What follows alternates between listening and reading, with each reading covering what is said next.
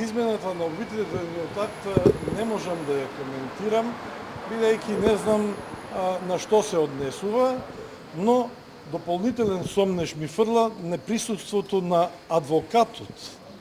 Значи, едноставно за тоа на почетокот кажав дека вие сте како новинари многу поискусни и вие самите можете поквалитетен заклучок да донесете на оваа тема. Втора работа, во врска со вашето прашање и самиот обвинителен акт, јас можам да посочам дека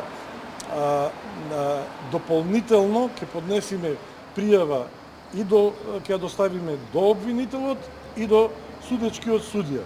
Независно што судечкиот судија веќе сметаме дека се стекна со епитет судија на мафијата, бидејќи и Васо, убиецот, и татко му го суди.